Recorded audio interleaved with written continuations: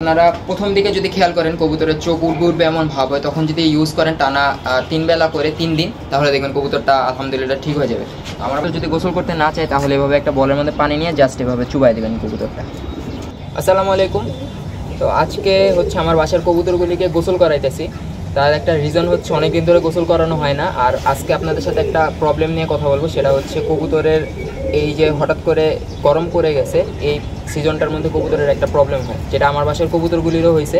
সেটা হচ্ছে কবুতরের চোখ ওঠে প্রচুর পরিমাণে, প্লাস হচ্ছে অতিরিক্ত ঠান্ডা লাগে। এই ঠান্ডাটা হচ্ছে গরম আর ঠান্ডা মিক্স হয়ে যে একটা ঠান্ডা, সেটা লাগে কবুতরের। এটা খুবই ভয়ঙ্কর একটা জিনিস, সহজে ঠিক হয় না। যেমন আমার কাছে একটা কবুতর আছে চুইঠাল, আমি একটু পরে দেখাবো আপনাদের। সেটা হচ্ছে সবুজ পায়খানা করা শুরু করে দিছে। তো এগুলি যদি এখন থেকে যদি ট্রিটমেন্ট না করি আর হচ্ছে কবুতরগুলিকে যদি এখনই যত্ন না নিই, তাহলে একটা থেকে বাকিগুলিতে ভাইরাসটা ছড়ায় যাবে। তো আজকে হচ্ছে যে কবুতরগুলিকে দেখেন নিচে কবুতরগুলিকে গোসল করায় খাঁচার মধ্যে রাখতেছি রোদ পোহানোর জন্য। তো হাতে একটা মুসালদম নর আছে, এটাকেও গোসল করাবো, আপনার একটু দেখাই। মানে কবুতর যদি গোসল করতে না চায় তাহলে এভাবে একটা বলের মধ্যে পানি নিয়ে জাস্ট এভাবে চুবাই দেবেন কবুতরটা। কয়েক সেকেন্ড এভাবে ধরে দেন পাখাটা খুলবেন, এক পাখা করে এভাবে চুবাবেন। মোট কথা কবুতরটার শরীর ভালো মতন পানি দিয়ে ভিজায় ফেলবেন।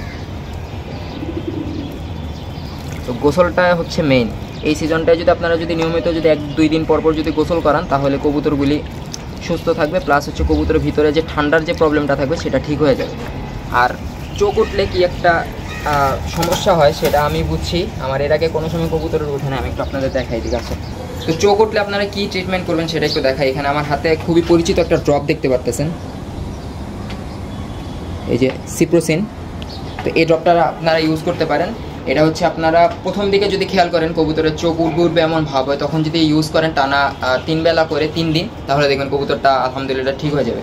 আমার বাসার একটা কবুতরের অবস্থা খুবই খারাপ, আপনাদের একটু দেখাই। ঠিক আছে,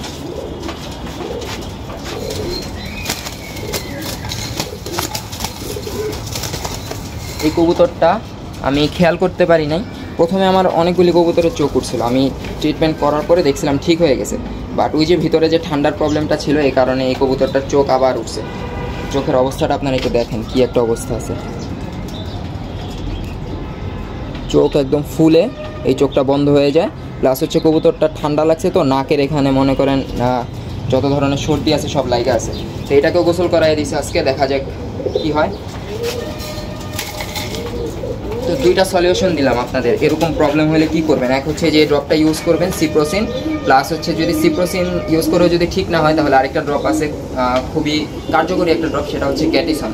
এটাও চোখের জন্য ইউজ করে। তো গ্যাটিসন ড্রপটা ইউজ করতে পারেন 3 দিন টানা 3 বেলা করে, যদি বেশি প্রবলেম হয়। আর যদি অল্প প্রবলেম হয় তাহলে অল্প ইউজ করলেও হবে। আর মেইন যেটা সেটা হচ্ছে কবুতরগুলিকে অবশ্যই কিন্তু গোসল দিবেন।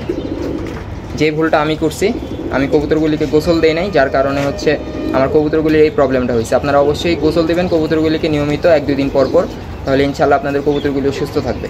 তো আজকে এখান থেকে বিদায় নিতেছি, আল্লাহ হাফেজ।